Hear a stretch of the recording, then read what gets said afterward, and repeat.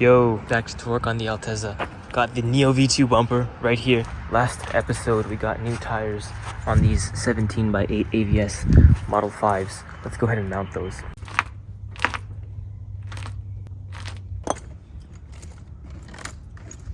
There it was.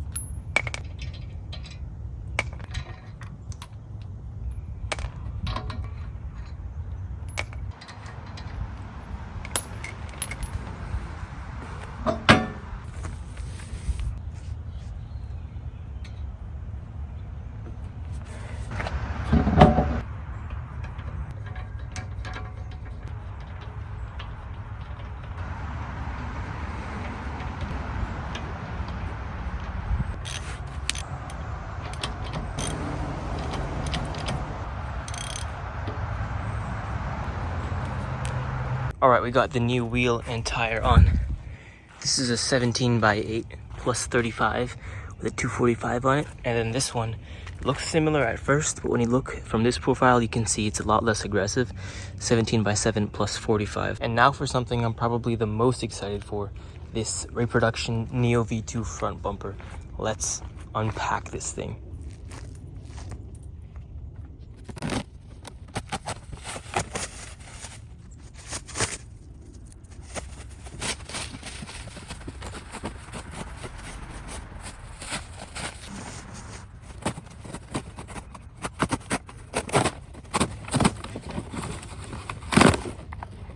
Just tore open my finger on a staple.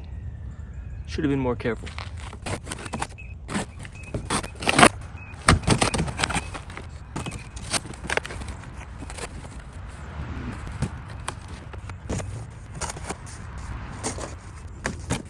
So it's definitely packed very sturdily. It was shipped from the Dominican Republic, and it is a fiberglass bumper. So it was packaged very well. It's got this wooden crate, and then it's held together with these staples, which I've learned now that you should be very wary of. And then it's all enshrouded in cardboard and plastic. So yeah, very good packaging.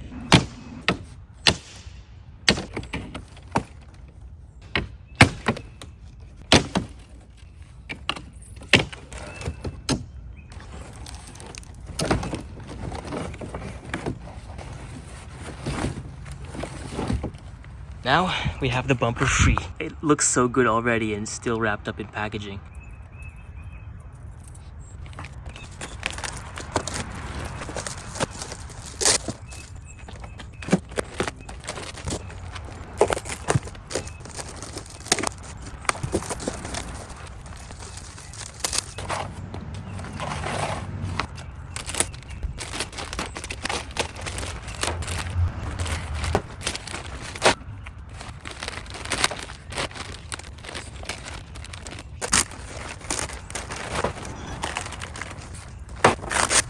Guys, do you see the vision? We're gonna put round infinity fog lights. I mean, this is damn near close to a OEM Neo V2, as long as I paint it correctly. Small scuff here, which is not from me, I don't think.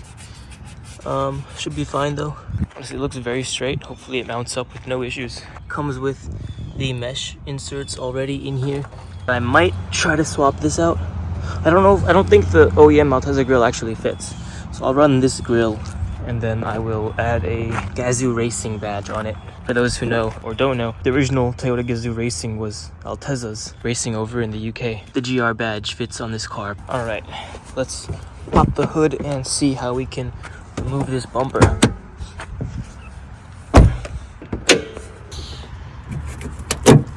So normally you'd need to disconnect your fog lights. Because mine are cut already, I don't have to do that. This clip here, what is holding his bumper on, honestly? Zip ties and a Dream. And then there's also a couple 10 mils. So there's one up here on this side and one on the other side. Goodbye zip tie. Come on. Alright, no broken tabs. Wait, maybe this wheel is the same one as the Lexus one and you can just Toyota just use removable badges. Let me know in the comments if you know, but like the badge just freaking comes off and then it has clips. It clips back in. It's very loose. It wants to come off. I love how I have two horns here and neither of them work.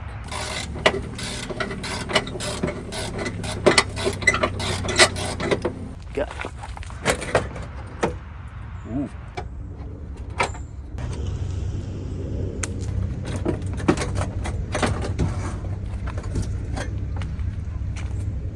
Okay, and here we have the old OEM Toyota Altezza bumper off. And here is some Bull Boost bumper brackets that we're holding it up. I wonder what this wire is for. I know this is for the fog. Maybe this is for the horn. I don't know. I'll have to figure that out. Seems like I have no crash bar. Interesting. So this thing was a parts car at one point. Originally it had a Neo V1 bumper. I'm guessing that bumper plus the Altezza crash bar, because you need the Altezza crash bar to fit that bumper on an IS. I'm guessing that they put those on an IS. And then later on, when this thing got this bumper installed, which is an actual Altezza bumper, they just didn't have a crash bar laying around. We do have AC, which is nice. This engine was swapped, but all the AC components are back in place. I might need to recharge that. I don't remember if it works or not. So I should probably fab up a bash bar of some sort, or have a welder fab one for me, because you know, drifting, things do happen, even though I try to never ever crash. Something were to happen, it's better if you have a crash bar to prevent your whole frame from being damaged. And an OEM IS 300 crash bar will not fit. Alrighty, now let's go ahead and mount the new Neo V2.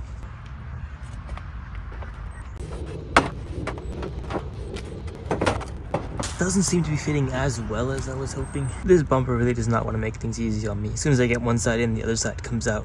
So I just need to get this side bolted in, and then carefully, without snapping it, get the other side in. Okay, so I've resorted to using zip ties because the holes don't really line up with the OEM one.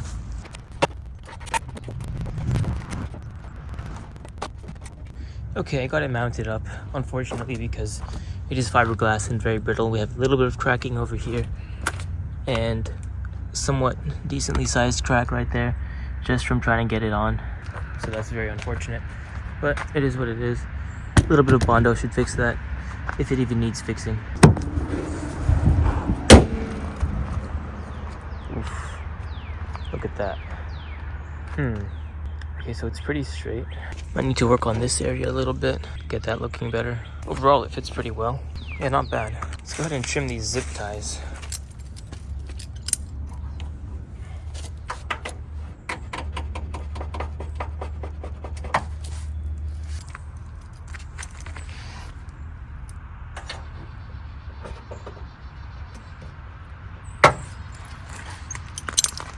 Couple more updates. So I got a set of TEs, replicas of course, not real ones.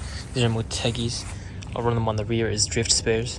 Probably paint them to match the Model 5s, at least close enough to make them match. I did get this paint, which I showed in my last video, this Krylon stuff, but after reading the reviews, I'm not going to be painting my car with this stuff.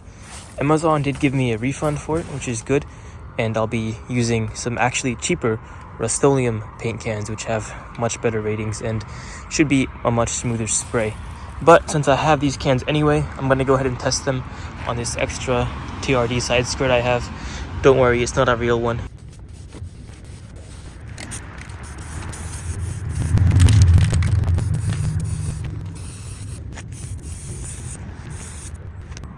Okay, so here's the color. Honestly, I don't think it's bad. But what people are saying in reviews is that it's a bit inconsistent, splotchy. And I can kind of start to see that a bit. But overall, I mean, it's not bad. It's just maybe not exactly what I want on a Drift Matsuri car. The color's not bad. It's very pale, like champagne gold, which is exactly what I had in mind. The color I ordered this time is a little bit darker, more like top secret gold. which I think will stand out more as well, which will help set it apart from other drift cars at the track. These taillights, which honestly I love the look of, they sent me taillights that are not sealed properly. The sealant is literally spilling out of the housing, which is not great. I tried getting a refund, at least getting in contact with customer service. No reply whatsoever. A lot of people love these lights, or this brand I mean, but I haven't had the best luck with them. Spec D, that's the name. Spec D tuning. They work fine, it's just that the quality control is awful. Here's the new color I ordered. Let's go ahead and get a color comparison with the champagne.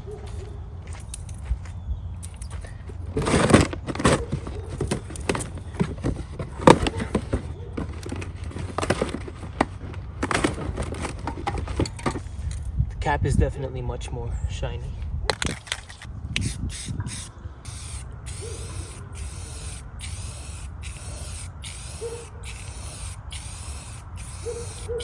Honestly, I like this a lot. This might be more top secret gold than the champagne one.